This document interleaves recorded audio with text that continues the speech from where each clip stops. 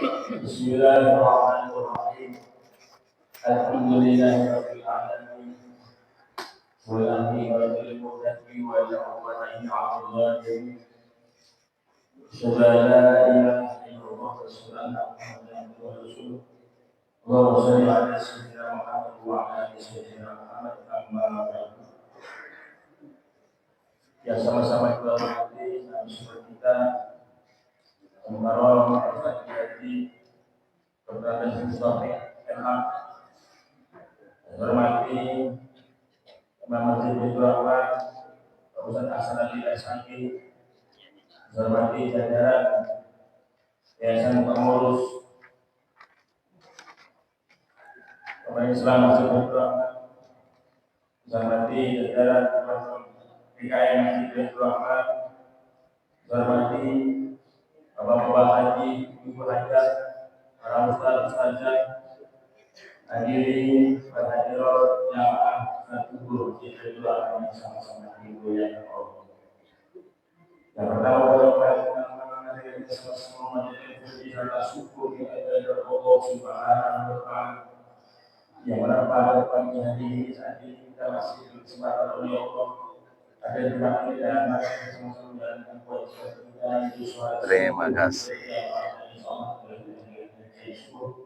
Mudah-mudahan kita mencapai alam surga.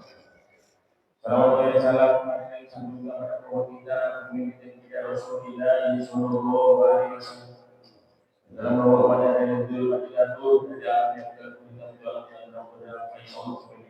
yang mudah-mudahan sapaan mudah-mudahan menjadi hamba akan selalu istiqomah dan tindak-tindak. Baik para bapak, sebelum kajian kita mulai sama-sama buka dan ada seluruh ibadah. Mudah-mudahan apa yang disampaikan mendapatkan ridho dari Allah Subhanahu wa Ta'ala. Al-hadirin yang berkulit di syariat di hadirat Nabi Mustafa Rasulullah sallallahu alaihi wasallam. A'udzu billahi minasyaitonir rajim. Bismillahirrahmanirrahim. Alhamdulillah. Iyyaka na'budu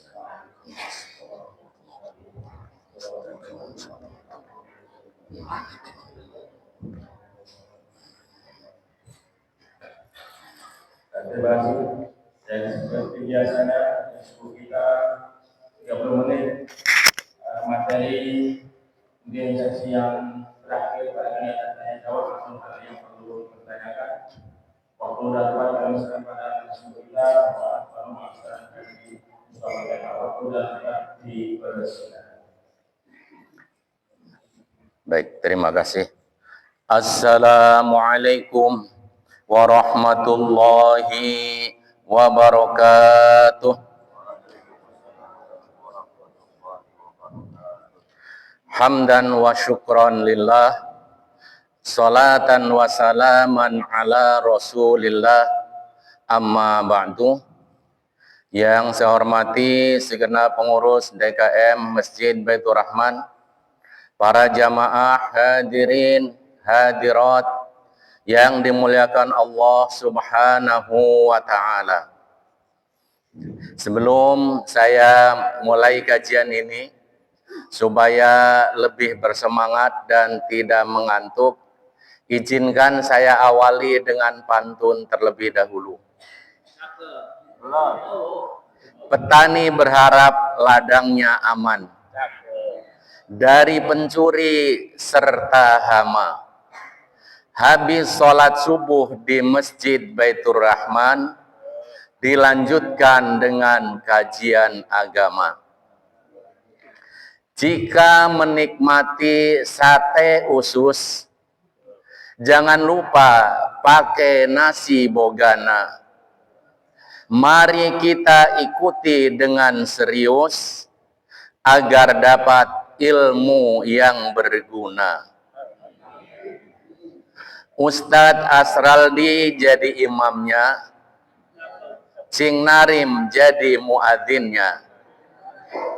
Mari kita ikuti kajiannya, baru nanti nikmati coffee breaknya. Alhamdulillah sekarang kita sudah berada di tanggal 5 bulan Rajab. Tanggal 4 ya? Ya. Tanggal 4 bulan Rajab kita bersama-sama sudah berada pada bulan yang mulia. Dari 4 bulan yang mulia dalam Al-Quran, satu yang terpisah adalah bulan Rajab dan 3 yang menyatu, yaitu bulan Zulqa'dah, Zulhijjah, dan bulan Muharram. Kemuliaan bulan Rajab salah satu di antaranya adalah diperintahkannya sholat. Oleh sebab itu, dalam kesempatan pagi hari ini, saya ingin membahas tentang urgensi sholat dalam Islam. Pentingnya kedudukan ibadah sholat dalam agama Islam. Hadirin yang dimuliakan Allah, keutamaan yang pertama, sholat adalah perintah yang langsung Allah sampaikan kepada baginda Nabi besar Muhammad Sallallahu Alaihi Wasallam, tidak melalui perantaraan malaikat Jibril. Untuk ibadah-ibadah yang lain seperti zakat, puasa, haji, dan ibadah yang lain, Allah memerintahkan umat Islam untuk melaksanakan itu melalui perantaran malaikat Jibril. Dari malaikat Jibril disampaikan kepada Nabi Muhammad. Sedangkan untuk perintah sholat ini, Allah tidak menyuruh melalui malaikat Jibril, tapi langsung. Hal ini terjadi pada tanggal 27 Rajab, tahun ke-10 setelah kenabian, atau tahun 620 atau 621 Masehi. Mengapa Allah memerintahkan sholat ini tidak melalui perantaraan malaikat Jibril? Karena betapa pentingnya, betapa besarnya sholat ini dalam agama Islam, sehingga karena teramat penting maka tidak melalui perantara. Sama halnya kalau misalnya bos, direktur ingin memberikan tugas kepada anak buahnya, kalau tugas itu sangat penting, direktur tidak menyuruh ke direksi untuk menyampaikan, tapi cukup bawahannya dipanggil langsung menghadap direktur, diberikan tugas yang akan diperintahkan tadi. Karena pentingnya ibadah sholat, maka Allah menyuruh langsung Nabi Muhammad menghadap kepada Allah dalam peristiwa Isra Mi'raj. Tidak disampaikan melalui malaikat Jibril. Hal itu bisa kita lihat dalam Al-Quran surat Al-Isra ayat 1. Subhanalladzi asra bi'amdihi laylam minal masjidil haram ilal masjidil aqsa alladzi barakna haulahu linuriyahu min ayatina innahu huwas sami'ul basir. Maha suci Allah yang telah memperjalankan hambanya Nabi Muhammad pada malam hari dari Masjidil Haram ke Masjidil Aqsa yang telah kami berkahi sekelilingnya, agar kami memperlihatkan kepadanya sebagian tanda-tanda kebesaran kami. Sesungguhnya Dia Maha mendengar lagi Maha melihat. Bapak Ibu hadirin rahimakumullah, yang kedua, betapa pentingnya sholat. Maka sholat dalam Islam dijadikan sebagai tiang agama. Nabi SAW bersabda dalam hadis riwayat Imam Tirmidzi, Rasul amril Islam wa amudahu as-sholah. Inti atau pokok segala perkara dalam Islam dan tiangnya atau penopangnya adalah sholat. Atau yang lebih sering kita dengar hadisnya, as-salatu imaduddin, faman aqamaha faqad aqamaddin, wa man tarakaha faqad hadamaddin. Salat itu adalah tiang agama, barang siapa yang mendirikan salat berarti dia telah menegakkan agamanya. Dan barang siapa yang meninggalkan sholat, berarti dia telah merobohkan agamanya. Bapak Ibu, kenapa kok sholat yang dijadikan tiang agama? Bukan zakat, bukan puasa, bukan haji. Kalau yang menjadikan tiang agama itu zakat, puasa, atau haji, maka tiangnya tidak kuat. Kenapa? Kalau misalnya zakat, diwajibkan hanya setahun sekali.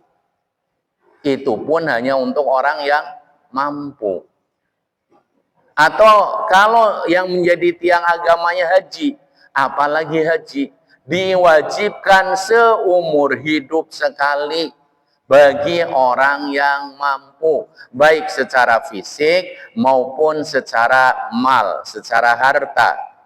Tapi kalau sholat ini diwajibkan kepada seluruh umat manusia, kepada seluruh umat Islam, laki perempuan, yang penting dia masih sehat jasmani dan rohani tanpa kecuali. Dilaksanakan sehari 5 kali sehingga tiangnya akan menjadi kuat. Oleh sebab itu, karena sholat ini merupakan tiang agama, maka jangan sampai ada yang berani meninggalkan sholat. Karena kalau orang sudah berani meninggalkan sholat, konsekuensinya maka orang tersebut bisa termasuk golongan orang kafir. Kita lihat pada hadis yang berikutnya, yang ketiga, pembeda antara mukmin dengan kafir. Al-ahdul ladzi bainana wa bainahum as-shalah, faman tarakaha faqad kafara. Hadis riwayat Tirmidzi, An-Nasa'i, Ibnu Majah. Perjanjian antara kami dan mereka orang kafir adalah sholat. Barang siapa meninggalkannya, maka dia telah kafir. Bapak Ibu hadirin hadirat yang dimuliakan Allah Subhanahu wa taala. Karena pentingnya sholat ini dibandingkan dengan ibadah-ibadah yang lain, maka anak kecil juga disuruh untuk melaksanakan sholat. Diajari untuk sholat. Kita lihat dalam hadis yang diriwayatkan oleh Imam Abu Dawud, murus sobiya bisolah idza balahu sab'a sinin wa idza balahu 'ashra sinina fadribuhu 'alaiha. Perintahkanlah anakmu untuk melaksanakan sholat apabila sudah mencapai umur 7 tahun.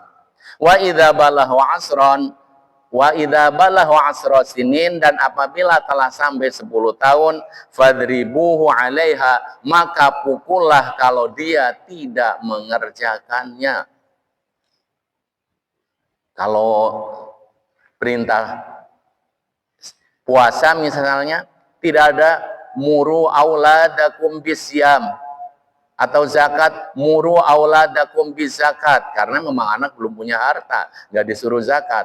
Atau muru auladakum bil hajj, perintahkanlah anakmu untuk berhaji, tidak. Tapi Pak Ustadz, kenapa anak-anak TK suka ada manasik haji? Padahal tidak disuruh dalam hadis. Itu berarti bid'ah, dolalah neraka. Tidak seperti itu. Karena masa kecil memorinya sangat kuat. Memorinya sangat tajam. Kalau waktu TK, waktu kecil sudah pernah diajari manasik haji, maka memorinya akan teringat, akan tertanam dalam hati dia, saya ingin untuk melaksanakan haji yang sebenarnya. Bukan keliling Ka'bah yang ada di Indonesia, tapi saya ingin tawaf di Ka'bah yang ada di Makkah, yang ada di Masjidil Haram. Itu maka ditanamkan, tapi tidak diperintahkan dalam hadis sebagaimana perintahnya sholat. Kemudian berikutnya Bapak Ibu sekalian, yang keempat, kewajiban yang abadi. Sholat adalah merupakan kewajiban yang abadi, kewajiban yang tidak ada hentinya sampai hayat terlepas dari badan. Selama hayat masih dikandung badan, dalam keadaan sesibuk apapun, dalam keadaan serepot apapun, dalam keadaan semenakutkan apapun, sholat tetap wajib dikerjakan. Seperti misalnya saudara-saudara kita yang di Gaza, yang di Suriah, yang di Irak, yang mereka sedang berperang melawan Zionis Israel, mereka tetap melaksanakan sholat. Sholatnya disebut dengan sholatul khauf, sholat dalam keadaan peperangan, sholat dalam keadaan takut, tetap. Apalagi cuma sekedar malam tahun baruan, hanya ngelihat konser, habis maghrib jalan sampai menjelang jam 00, sampai meninggalkan sholat. Na'udzubillah min dzalik. Allah Subhanahu wa taala berfirman dalam Al-Baqarah 238 sampai 239, hafidhu 'alas shalawati was shalatil wusta wa qumu lillahi qanitin fa in khiftum farijalan aw rukbana fa idza mintum fadhkurullaha kama 'allamakum ma lam takunu ta'lamun. Artinya, peliharalah semua sholatmu. Semua sholat yang 5 waktu harus kita pelihara. Dan peliharalah sholat wusta, sholat yang di tengah. Ada sebagian ulama yang menafsirkan sholat wusta itu sholat asar, karena waktunya di tengah. Yang awal subuh dengan zuhur, yang akhir maghrib dengan isya, tengah-tengahnya wustonya adalah asar. Kenapa kok ada penekanan? Mungkin juga karena sholat asar ini sholat yang di pertengahan, sulit biasanya. Kalau kita pulang kerja dari kantor misalnya, mau sholat asar dulu baru jam 3, akhirnya sudahlah pulang aja. Kemudian macet di jalan, hujan lagi, akhirnya sampai rumah sudah maghrib, sholat asarnya tertinggal. Ya. Maka perhatikan sholat wusta, ya, sholat yang ada di tengah ini ada penekanan, ada aksen tersendiri supaya memperhatikan sholat wusta. Berdirilah untuk Allah dalam sholatmu dengan khusyuk. Jika kamu dalam keadaan takut atau bahaya, dalam keadaan perang misalnya, maka sholatlah sambil berjalan atau berkendaraan. Kalau misalnya kita pulang dalam keadaan macet, hujan, ya sudah kita sholatnya sholat di kendaraan saja. Wudhunya bagaimana? Karena darurat kita nggak usah pakai wudhu, cukup pakai tayamum. Debunya di mana? Di mobil ada. Jadi tidak perlu kita untuk tidak sholat dalam keadaan apapun sebelum nyawa terlepas dari badan. Tetap sholat harus dilaksanakan. Bahkan dalam keadaan perang tadi juga masih tetap. Kemudian apabila kamu telah aman, kondisinya tidak dalam perjalanan, kondisinya tidak dalam peperangan, tidak dalam sesuatu yang menakutkan, maka sebutlah nama Allah, sholatlah sebagaimana Allah telah mengajarkan kepada kamu apa yang belum kamu ketahui. Jadi kalau dalam keadaan darurat, dalam keadaan tertentu, maka ada rukhsah, ada keringanan. Sholatnya tidak perlu dengan ruku dan sujud, dengan gerakannya tapi cukup dengan bacaannya dan isyarat sholat dalam keadaan duduk. Sebab kalau sambil nyetir sholatnya pakai ruku dan sujud, ya nanti nabrak-nabrak. Iya, awur-awuran jadinya. Maka dalam keadaan tertentu, ya, sholat secara bahasa adalah doa. Yang penting adalah doa, kita ingat kepada Allah Subhanahu wa ta'ala. Tapi kalau situasi sudah kembali normal, maka sholatlah normal sebagaimana yang dicontohkan oleh baginda Rasul. Shollu kama ra'aitumuni usolli. Sholatlah kamu sebagaimana kamu melihat aku sholat. Kemudian yang kelima, sholat adalah merupakan ibadah yang pertama kali akan dihisab. Sebagaimana hadis yang diriwayatkan oleh Imam At-Tabarani, awwalu ma yuhasabu bihil abdu yaumal qiyamah as-sholat. Fa in saluhat saluha lahu sairu amalih wa in fasadat fasada sairu amalih. Pertama kali yang akan dihisab dari seorang hamba pada hari kiamat adalah sholat. Jika sholatnya baik, maka baik pula seluruh amalnya.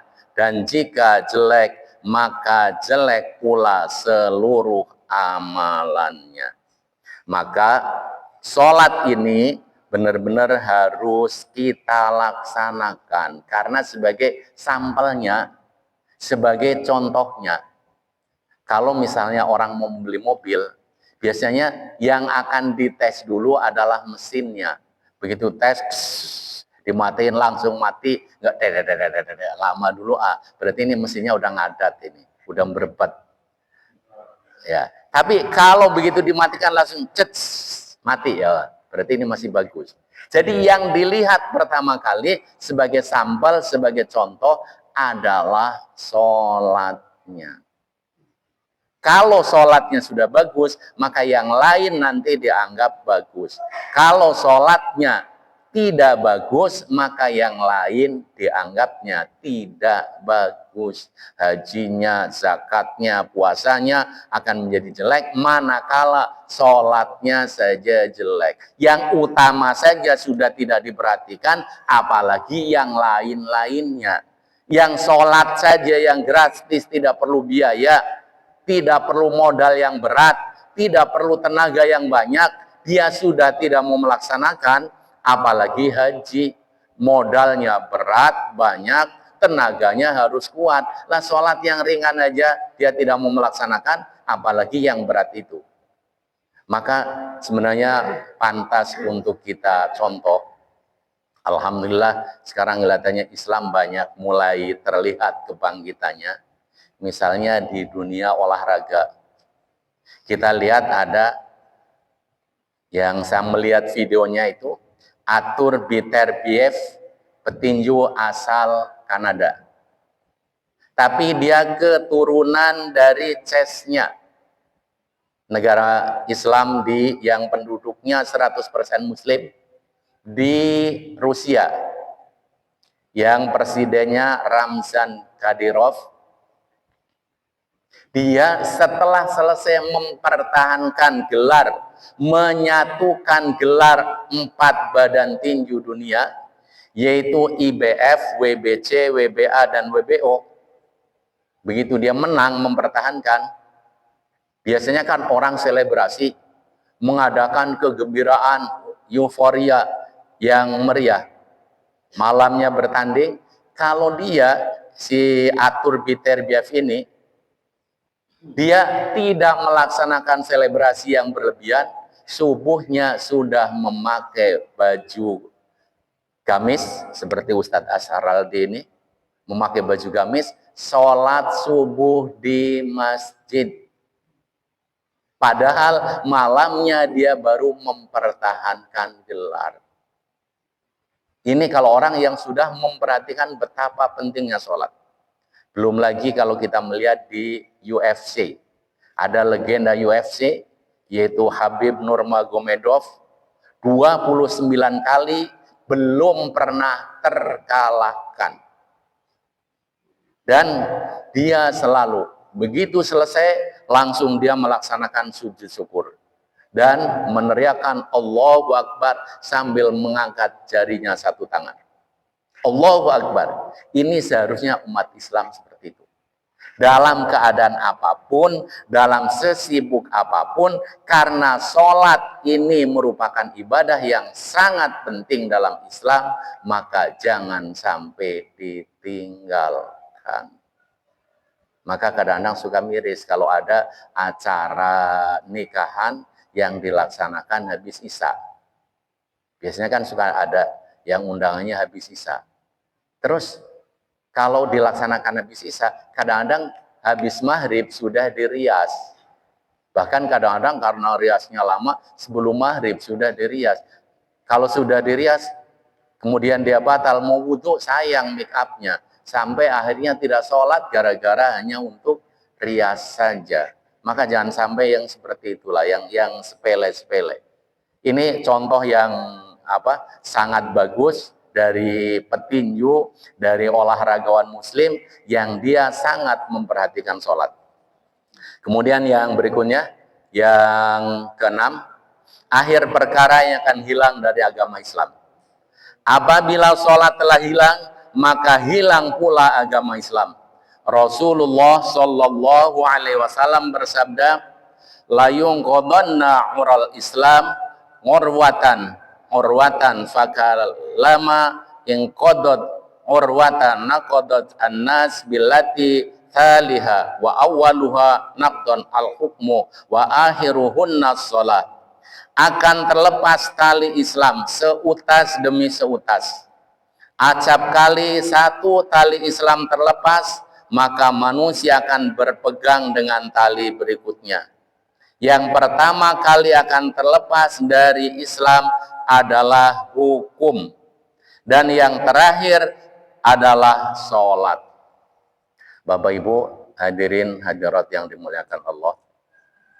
Orang-orang di luar Islam sana, terutama Yahudi dan Nasrani, mereka selalu berusaha agar umat Islam ini mengikuti tradisi mereka, mengikuti akidah mereka, mengikuti kegiatan mereka.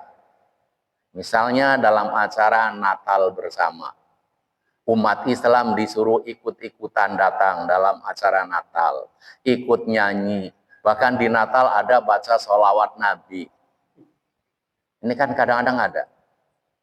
Walan tardo angkal yahud walan nasoro hatta tattabi'a millatahum.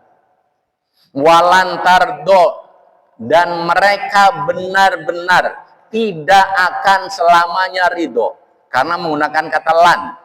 Lan itu untuk selama-lamanya, bukan la atau lam, sama-sama nafi. Tapi kalau lan berarti untuk abadal abadin, selamanya. Orang Yahudi dan orang Nasrani tidak akan ridho. Hatta tattabi'a millatahum, sampai kamu mengikuti millah mereka, sampai kamu mengikuti kebiasaan mereka, tradisi mereka. Dan yang akan pertama kali hilang dalam Islam, tali yang akan pertama kali hilang dalam Islam itu adalah hukum. Hukum, orang tidak berpegang kepada hukum Islam. Lebih senang berpegang kepada hukum non-Islam. Terutama lagi, kalau kita lihat lagi, bagi kaum perempuan. Dalam Islam ribet, harus pakai jilbab, nutup aurat. Lebih baik kita mengikuti yang umum saja. Tidak perlu ribet nutup aurat. Belum lagi kalau kaitannya dengan warisan, kaitannya dengan harta pusaka. Yang paling tidak suka biasanya ibu-ibu juga, kaum perempuan juga. Kenapa? Karena perempuan dapatnya lebih sedikit, hanya setengahnya. Kalau laki-laki jatahnya 2 kali lipat, perempuan jatahnya setengah. Dianggapnya tidak adil hukum Islam. Kenapa kok perempuan mendapatkan jatah separuh, sedangkan laki-laki 2 kali lipatnya? Tidak adil, ikutin saja hukum nasional yang laki dan perempuan sama rata, sama rasa. Tapi kalau dalam Islam, lidzakari mislu hadzil unsayain. Bagi laki-laki 2 kali lipat bagian perempuan. Itu sering dianggap tidak adil. Ini yang biasa orang memprotes hukum yang seperti itu. Dianggapnya tidak adil, tidak mengikuti emansipasi wanita. Belum lagi kalau dalam masalah pernikahan, laki-laki boleh menikah dengan 4 istri, tapi perempuan tidak boleh menikah dengan 4 suami. Jangankan 4 suami, 2 suami saja tidak boleh. Kenapa kok yang seperti itu? Tidak adil itu. Ini yang orang sering kadang-kadang memperdebatkan itu. Dan ujung-ujungnya akhirnya mereka tidak mau menerima Islam. Karena apa? Karena belajarnya bukan kepada orang Islam, sehingga dia tidak mengetahui hakikat yang sebenarnya.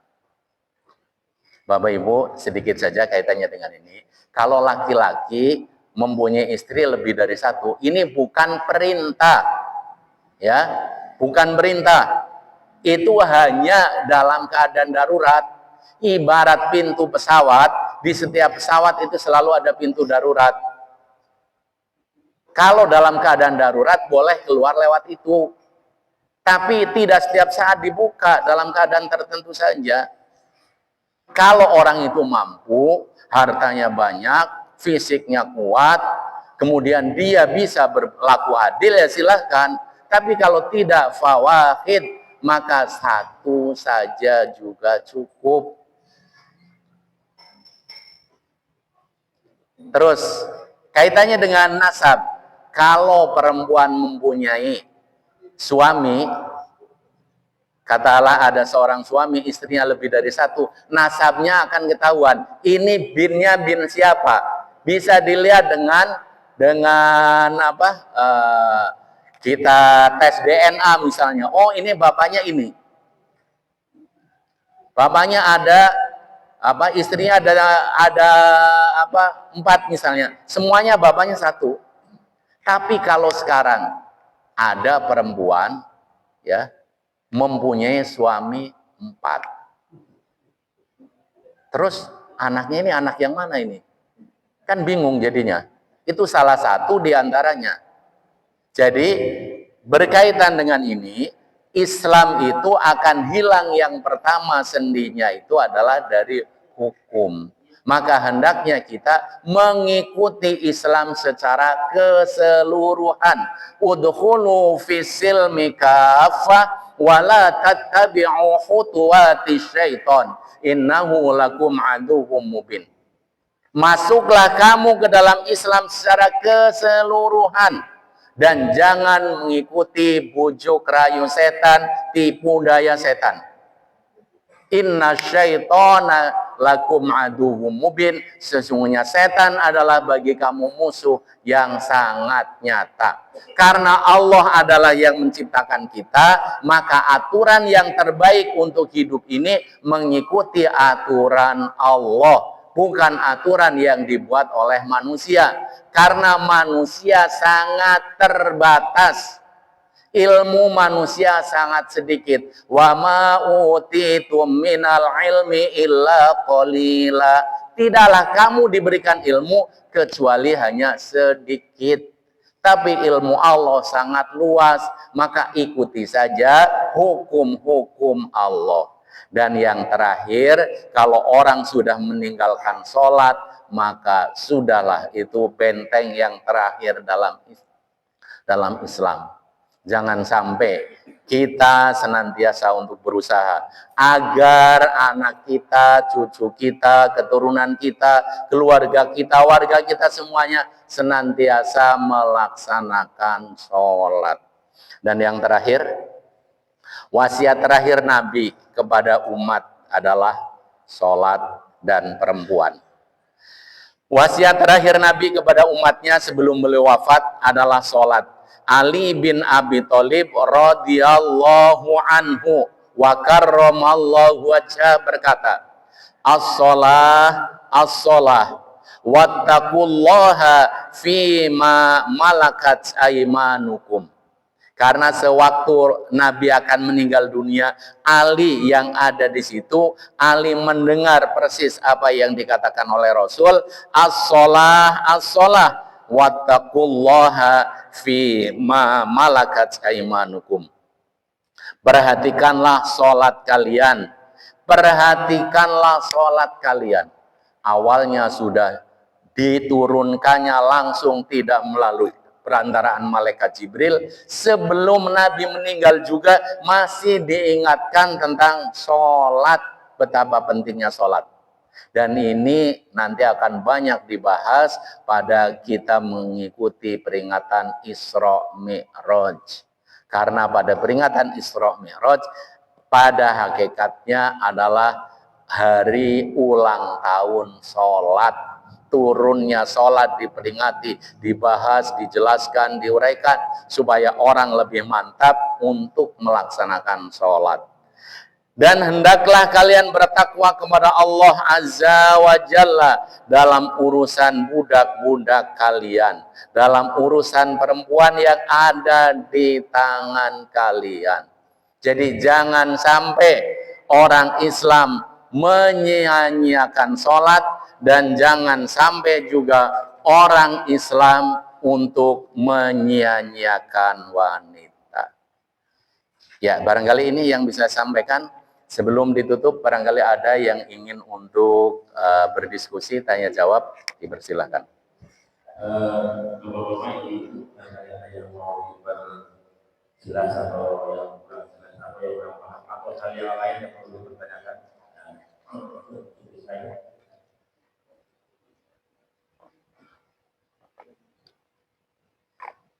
Assalamualaikum. Waalaikumsalam warahmatullahi wabarakatuh.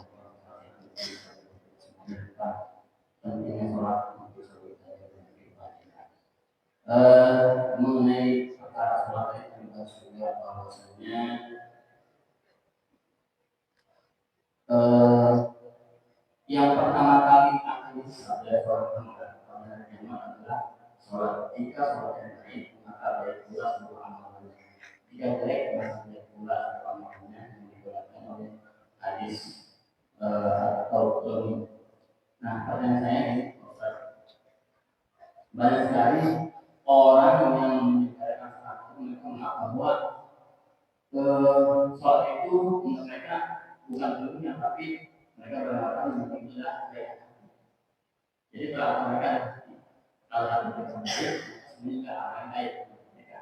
Sehingga beberapa amal itu mereka kerjakan, misalkan sedekah, kemudian orang, tapi dia tidak sholat. Nah, pertanyaannya, apakah baik yang dilakukan itu diterima oleh Allah Subhanahu wa Ta'ala? Dan yang kedua, di dalam ayat lain Allah berfirman bahwa sholat itu mencegah dari perbuatan yang keji dan mungkar. Bahwa sholat itu berkaitan akan mengundang kita tidak berbuat dosa, tapi banyak juga nyataannya orang-orang yang rajin sholat, tapi mereka melakukan korupsi, bahkan ibadah itu sudah haji, maaf ya, maksudnya. Jadi bagaimana itu antara konteks sholat dengan mereka yang ternyata berbuat. Itu saja mungkin pertanyaan saya. Waalaikumsalam warahmatullahi wabarakatuh. Mungkin ada yang lain dan nanti dijawab sekaligus.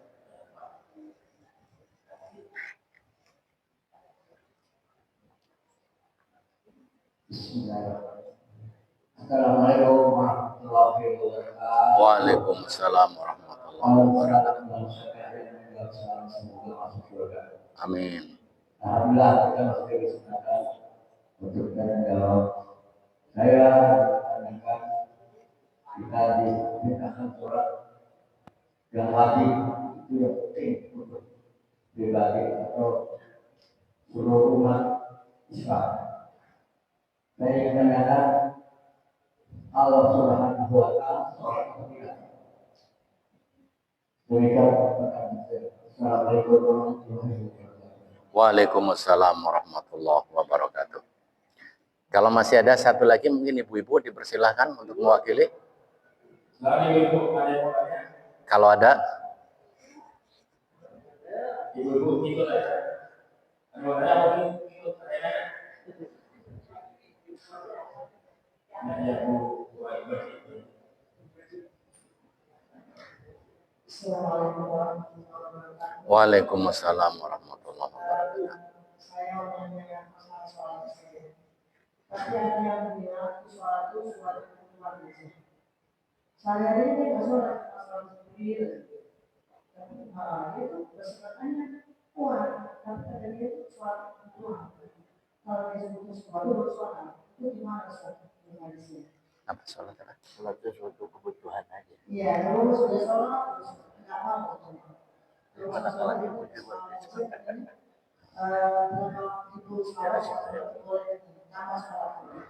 Jadi ini kalau sholat kebutuhan, kalau kebutuhan mau terima kasih. Waalaikumsalam warahmatullahi wabarakatuh. Ya, pertanyaan sangat bagus semuanya ini, sangat berkualitas. Yang pertama, bagaimana sholat itu sebagai contoh barometer dari yang lain, karena yang pertama kali akan dihisab. Kalau sholat bagus, yang lain bagus. Tapi dalam kenyataannya, ya, ada orang yang sholat tapi maksiatnya tetap jalan, atau yang sering dikatakan STMJ, sholat tekun, maksiat jalan. Padahal dalam Al-Quran juga dikatakan inna sholata tanha anil fahsya'i wal munkar. Sesungguhnya sholat mampu mencegah dari perbuatan keji dan mungkar. Dia sholat tapi korupsi. Bagaimana? Kok bisa terjadi yang seperti itu? Letak kesalahannya di mana?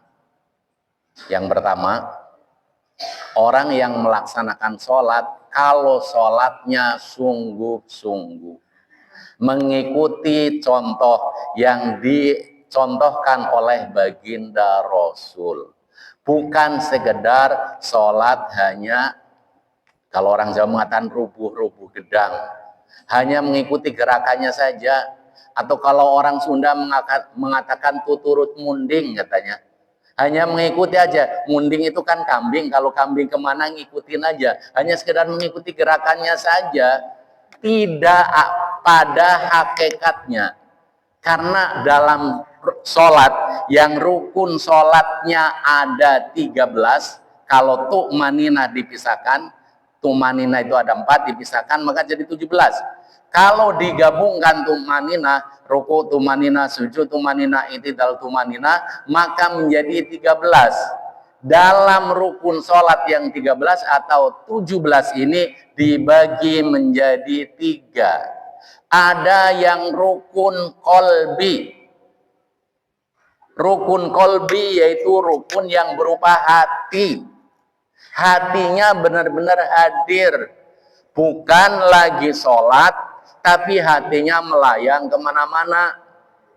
Itu yang sering orang mengatakan sembahyang, menyembah hatinya sambil melayang-layang. Lagi Allahu Akbar. Tadi kayaknya waktu saya wudhu itu sabun masih ketinggal di kamar mandi, basah lagi, habis nanti, mana baru beli lagi. Lah hatinya melayang kemana-mana nginget sabun. Atau juga yang bawa motor tadi, aduh jangan-jangan tadi lupa belum dikunci lagi motornya. Aduh jangan-jangan nanti hilang lagi, mana belum lunas lagi. Lah berarti itu tidak hudurul qalbi, hatinya tidak hadir. Padahal dalam sholat hatinya harus hadir, bukan sekedar hanya gerakan dan bacaan. Yang pertama itu rukun kolbi, niat itu adalah rukun kolbi. Jadi benar-benar ada kerentek di hatinya. Ya. Jadi ada kontaknya. Sewaktu usolli fardhu subhi raka'ataini, hatinya benar-benar, mulutnya mengucapkan usolli fardhu subhi, hatinya benar-benar dia ada kontak, ada kerentek dalam hatinya. Raka'ataini mustaqbilal kiblat, ada ma'mumalillah, Allahu Akbar. Kalau sudah Allahu Akbar, Allah itu yang besar, yang lain kecil semuanya. Sudah tidak ada yang dipikirkan lagi. Karena kita sedang menghadap kepada Allah Subhanahu wa ta'ala. Kadang-kadang yang kurang itu hudurul qalbi, hadirnya hati. Kemudian supaya hudurul qalbi, hatinya tetap hadir, bagaimana? Kita mengetahui, kita memahami bacaan yang ada dalam sholat. Mulutnya kita mengucapkan inna sholati wa nusuki wa mahyaya wa mamati lillahi rabbil alamin. Hatinya menerjemahkan, menghayati. Bacaannya juga yang benar. Kadang-kadang karena bacanya enggak benar, inna sholati wa nusuki wa mahyaya. Loh, kok ada mamanya Yahya? Wa mahyaya, bukan wa mayahya. Kalau wa mayahya nanti mamanya Yahya. Kok dalam sholat, oh memang mamanya Yahya itu cakep. Lah sholat malah ingat perempuan lagi jadinya. Karena apa? Bacaannya tidak benar. Maka bacaannya yang benar, hatinya dia hadir. Wa mahyaya wa mamati lillahi rabbil alamin. Apalagi kalau tadi yang doa iftitahnya Allahu Akbar kabiro, benar-benar harus hati-hati. Jangan sampai keliru.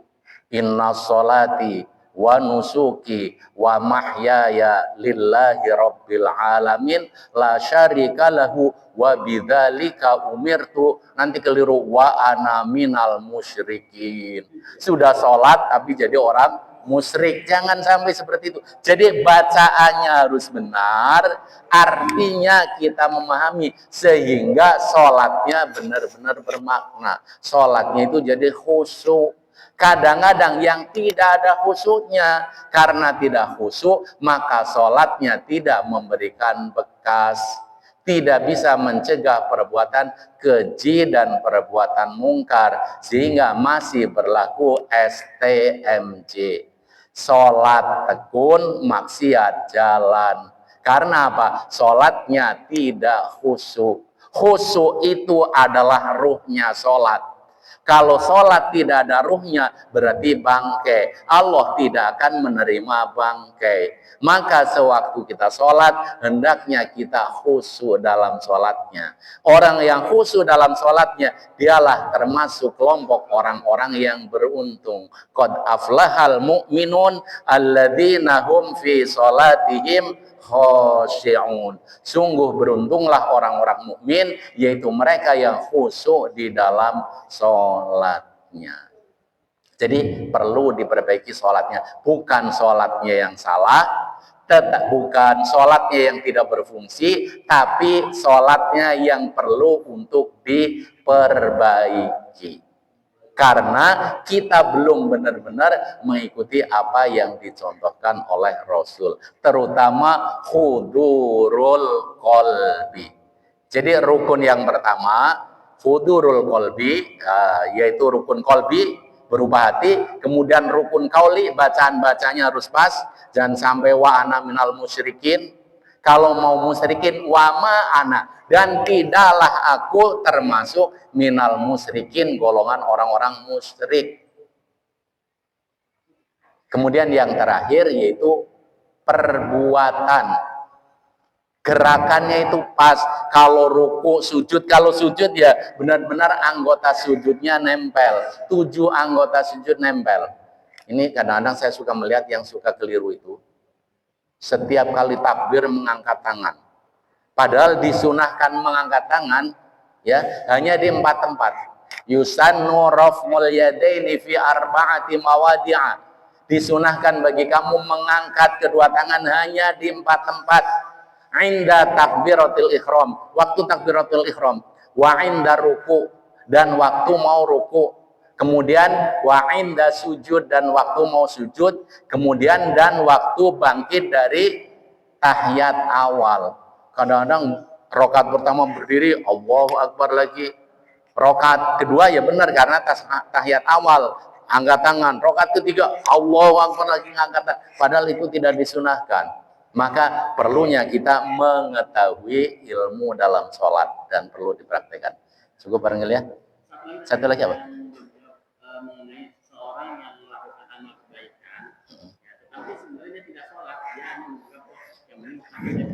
Ya, betul. Begini, ini mungkin juga ada alasannya, cuma penerapannya kadang-kadang dalilnya betul, tapi istidlalnya yang keliru. Dalil itu adalah teksnya dari Al-Quran, cuma cara mengambil teksnya itu yang kurang pas. Ala inna fil jasadi mudghah, idza salahat salahatil jasadi kullu, wa idza fasadat fasadatil kullu, ala wahyal qalbu. Sesungguhnya dalam diri manusia ada segumpal daging. Apabila segumpal daging itu baik, maka akan baiklah seluruh tubuh. Dan apabila segumpal daging itu jelek, maka jeleklah seluruh tubuh. Ala wahyal qalbu, ingatlah itu adalah hati. Hadisnya benar itu, tapi cara penerapannya yang kadang-kadang keliru. Bukan berarti yang penting hati baik, kita tidak sholat. Sekarang hatinya baik, lebih baik mana dengan Nabi coba? Nabi yang jelas hatinya paling bersih, hatinya paling baik, Nabi saja masih sholat. Kok ada orang di zaman sekarang yang penting hati bersih, nggak sholat juga nggak apa-apa? Ngikutin siapa itu? Lah orang Nabi yang paling bersih, bahkan hatinya pernah kalau dalam riwayat Isra Mi'raj ada yang Nabi dibedah dadanya, kemudian dibersihkan, disucikan oleh malaikat Mikail dan malaikat Jibril, sehingga semua apa yang disampaikan oleh Allah bisa diterima dengan baik, disampaikan dengan sempurna. Nabi saja yang hatinya paling bersih masih melaksanakan sholat. Loh, kok sekarang ada orang yang penting hatinya bersih? Hati yang bersih itu apa? Hati yang bersih itu selalu ingat kepada Allah, atau eling bahasa Jawanya. Maka yang penting itu kita harus eling, ingat kepada Allah. Tidak sholat ya nggak apa-apa lah, yang penting eling. Bahkan kadang-kadang ada juga dia mengambil dalil dari Al-Quran. Benar juga, dalam Al-Quran memang disuruh kita senantiasa ingat kepada Allah. Innani anallah, la ilaha illa ana, fa'budni wa aqimis sholata lidzikri. Di surat Toha kalau tidak salah. Innani anallah, sesungguhnya aku adalah Allah. La ilaha illa ana, tidak ada Tuhan kecuali aku. Fa'budni, maka sembahlah aku. Wa aqimis sholata lidzikri, dan dirikanlah sholat untuk mengingat aku. Ini yang kadang-kadang memahami salah. Wa aqimis sholata lidzikri, dan dirikanlah sholat untuk mengingat aku. Ini orang filsafat yang hanya belajar filsafat saja, tidak ada belajar akidahnya. Kalau di UIN jurusannya akidah filsafat, tapi kalau di UI hanya filsafat saja, bukan jurusan akidah filsafat. Kalau di UIN akidah filsafat, supaya filsafatnya ini tidak salah harus ada akidahnya dulu. Kalau orang yang belajar filsafat saja, sholat itu adalah alat, sholat itu adalah sarana. Tujuannya apa? Tujuannya adalah ingat kepada Allah. Aqimis sholat, dirikanlah sholat, lidzikri, untuk mengingat aku. Jadi sholat adalah alat, tujuannya untuk ingat kepada Allah. Sekarang kalau kita sudah ingat kepada Allah, perlu nggak dilaksanakan sholat? Ayo, perlu nggak kita sholat kalau sudah ingat Allah? Sama saja, makan adalah alat, sarana, tujuannya supaya kenyang. Kalau kita sudah kenyang, perlu makan nggak? Ya enggak. Itu kalau orang yang hanya belajar filsafat. Jadi kita tidak perlu sholat, dasarnya apa? Dasarnya dari Al-Quran. Cuma istidlalnya, mengambil dalilnya tadi, memahaminya yang keliru. Jadi bukan fahamnya seperti itu, tapi fahamnya seperti ini. Ya, karena 2 bulan lagi sudah Idul Fitri, saya ingat kampung. Kalau orang mau pulang kampung, mengatakan saya ini orang kampung. Di mana-mana saya mengatakan saya orang kampung. Saya suka ayam kampung, saya suka masakan kampung. Tapi sekarang kalau ada orang mengatakan dia selalu ingat kampung, sudah 10 kali lebaran, dia tidak pulang. Kira-kira orang kampung percaya nggak dia itu ingat kampung? Mana ada. Udah 10 kali lebaran, 10 kali puasa kayak Bang Toyib. Ya, dia nggak pulang kampung, ngomongnya kok ingat kampung. Tandanya ingat itu dia melaksanakan pulang kampung. Kalau dia pulang kampung nggak perlu ngomong saya ingat kampung, saya ingat kampung. Orang akan percaya, oh dia memang selalu ingat kampung. Di kampungnya selalu menyumbang, selalu ngasih donasi. Maka orang akan mengatakan dia ingat kampung. Tapi kalau dia mengatakan saya ingat kampung, 10 kali lebaran, 10 kali puasa dia tidak pulang, ya nggak mungkin orang akan percaya. Sama juga orang ingat Allah, tandanya ingat Allah, dia melaksanakan sholat. Kalau orang tidak sholat, dia mengatakan ingat Allah, bohong. Sama saja kalau misalnya ingat dulu waktu masih muda, ya. Kong Juki waktu masih muda ingat, saya ingat kamu mau makan, ingat kamu mau tidur, ingat kamu.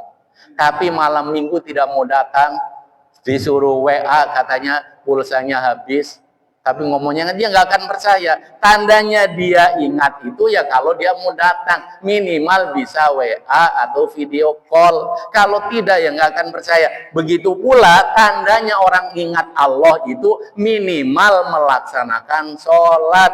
Kalau tidak sholat jangan percaya kalau orang itu ingat kepada Allah. Ya, barangkali cukup seperti itu dulu. Kemudian berikutnya dari Bapak Ci tadi, apakah Allah melaksanakan sholat? Ya, ini kalau kita sedang membahas sholawat, ini satu-satunya amalan yang Allah sebelum menyuruh yang lain melaksanakan dulu. Tapi kalau untuk sholat, haji, puasa, apakah Allah melaksanakan semua? Tidak ada keterangannya.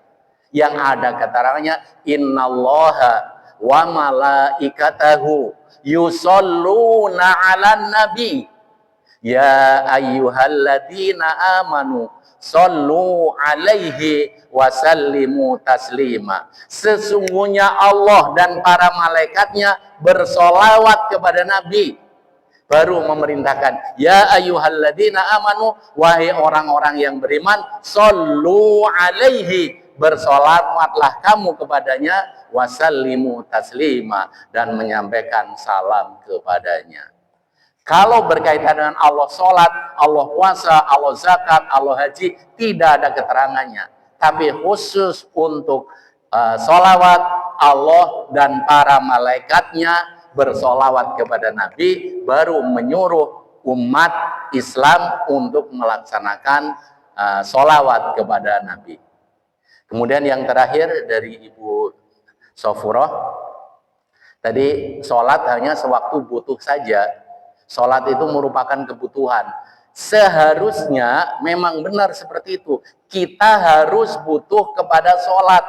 Tapi butuhnya harus setiap hari. Minimal, seminim-minimnya butuh sholat itu 5 kali. Syukur bisa ditambah dengan sholat-sholat sunnah, sholat duha, sunat qobliyah, ba'diyah, sholat tahajud, sholat hajat, sholat tobat, dan sebagainya. Jangan sampai kalau lagi ada masalah saja dia sholat, kalau tidak ada masalah dia tidak mau sholat. Itu salah. Yang penting kan hatinya baik, yang penting mau bersedekah, yang penting dia mau untuk berbagi kepada orang yang lain. Kalau mau berbagi kepada yang lain, tapi kalau sholatnya tidak dilaksanakan, karena sholat itu yang pertama, maka yang lain tidak akan bernilai. Jadi yang akan bernilai apabila sholatnya sudah benar. Ibaratnya seperti begini Bapak Ibu, sholat itu seperti angka yang pertama kali di depan. Sedangkan ibadah-ibadah yang lain itu ibaratnya 0. Angka 0 itu akan berguna manakala sudah ada angka 1 di depannya. Ada angka 1, angka 1-nya apa? Sholat. Kemudian dia zakat, maka jadi 10. Ada angka 1, dia sholat, kemudian zakat. Kemudian dia melaksanakan sedekah, menjadi 100. Kemudian ada lagi haji, menjadi 1000. Tapi kalau angka 1-nya tidak ada, maka 000 yang lain tidak ada artinya.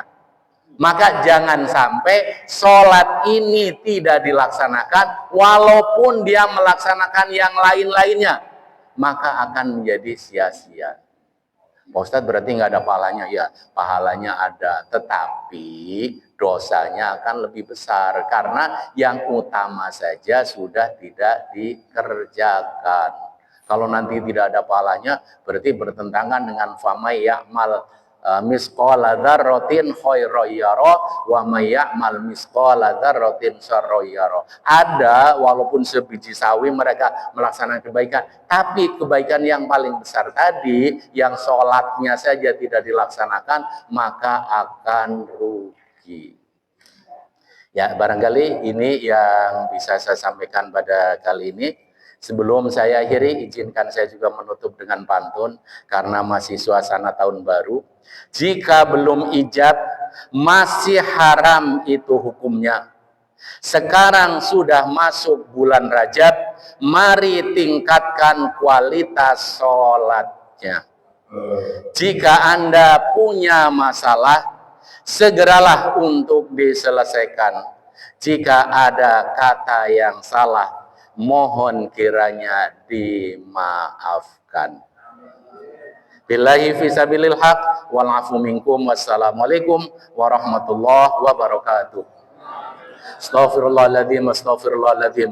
Lakal hamdu ya maulana ya ma'bud ya dal jalali wal ikram. Allahumma salli ala sayyidina habibina wa syafi'ina wa duhrina wa maulana Muhammad sayyidul awalina wal akhirin wa sallim wa radiyallahu tabaraka wa ta'ala an sadatina ashabi rasulillahi ajma'in. Bismillahirrahmanirrahim. Alhamdulillahi rabbil alamin. Hamdan na'imin, hamdan syakirin, hamdan yuafi ni'amahu wa yukafi'u mazidah. Ya Rabbana lakal hamdu wa lakal mulku wa lakal syukru kama yanbaghi li jalali wajhikal karim wa li 'azimi sultanik. Allahumma salli ala sayyidina Muhammad wa ala ali sayyidina Muhammad. Rabbi ja'alna muqimas shalah wa min dzurriyyatina rabbana wa taqabbal du'a. Allahumma barik lana fi Rajab wa Sya'ban wa ballighna Ramadan fi sihhah wal afiyah bi rahmatika ya arhamar rahimin.